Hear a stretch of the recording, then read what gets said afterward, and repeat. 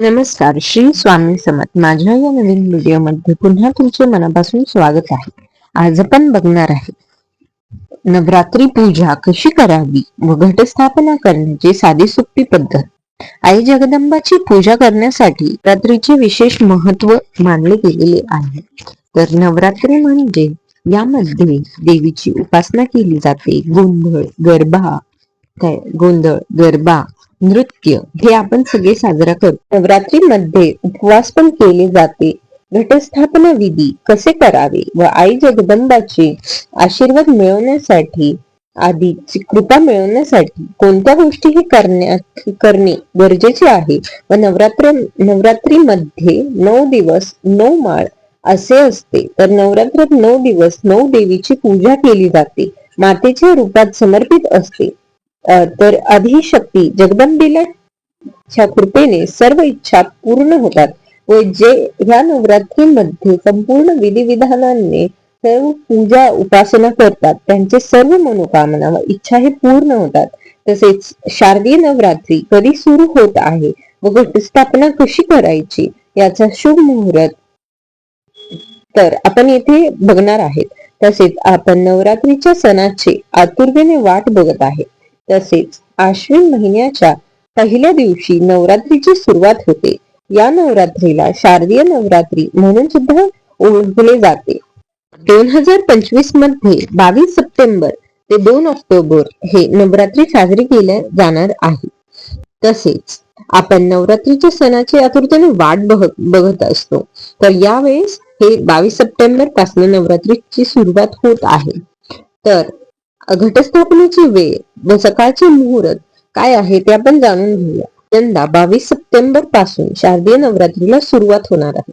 हिंदू धर्मात आश्विन महिन्याच्या शुक्ल पक्षातील प्रतिपदेपासून ते नवमी पर्यंत शारदीय नवरात्री साजरी केली जाते. भारतात शारदीय नवरात्रीला महत्वाचे स्थान प्राप्त असून संपूर्ण वर्षभरात एकूण 4 नवरात्री असतात. पहिली नवरात्री चैत्र महिन्यात असते तर दुसरी शारदीय नवरात्र आश्विन महिन्यात साजरी केली जाते आणि इतर 2 नवरात्री या गुप्त स्वरूपात असतात. परंतु चैत्र आणि अश्विन महिन्यातील शारदीय नवरात्र मोठ्या प्रमाणात साजरी केली जाते. यात नवरात्रीच्या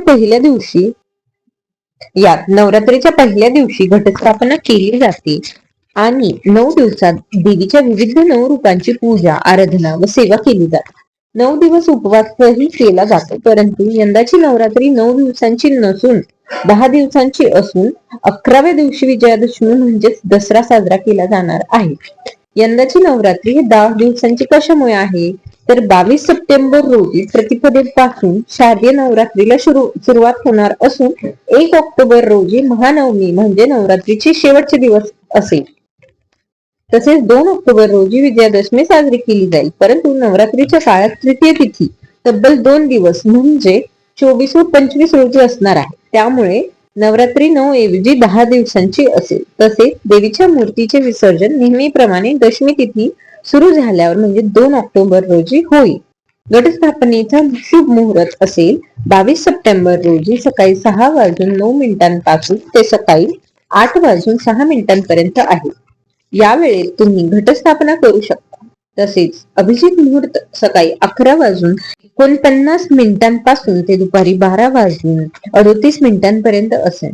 शारदीय नवरात्रीची तिथी 22 सप्टेंबर सोमवार प्रतिपदा तिथी, 23 सप्टेंबर द्वितीय तिथी, 24 सप्टेंबर तृतीय तिथी, 25 सप्टेंबर तृतीय तिथी, 26 सप्टेंबर चतुर्थ तिथी, 27 सप्टेंबर पंचमी तिथी, 28 सप्टेंबर षष्ठी तिथी, 29 सप्टेंबर सप्तमी तिथी, 30 सप्टेंबर अष्टमी तिथी आणि 1 ऑक्टोबर म्हणजेच बुधवार आहे महानवमी तिथी.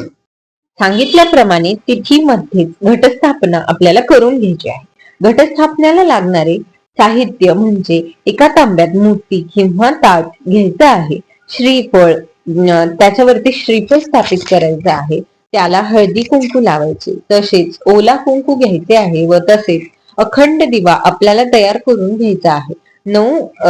नवरात्रीसाठी तसेच दिवा हा मोठा घ्यावा. आंब्याचे पाने घ्यावे व विडाचे पाने घ्यावे.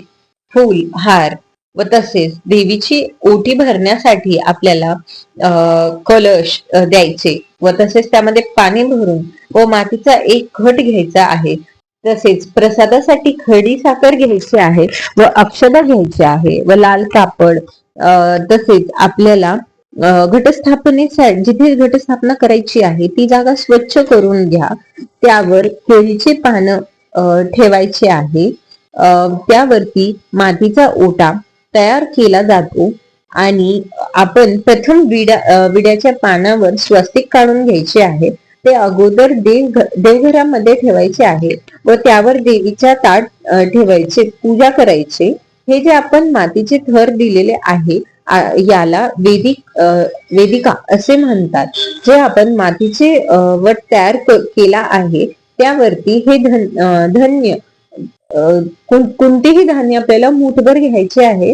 हे धान्य जवस, सेतू, चवळी, मसूर, गहू, ज्वारी असे हे धान्य घालून घ्यायचे आहे व परत त्यावरती थोडासा मातीचा थर घालायचा आहे व आता आपण घट घ्यायचे आहे.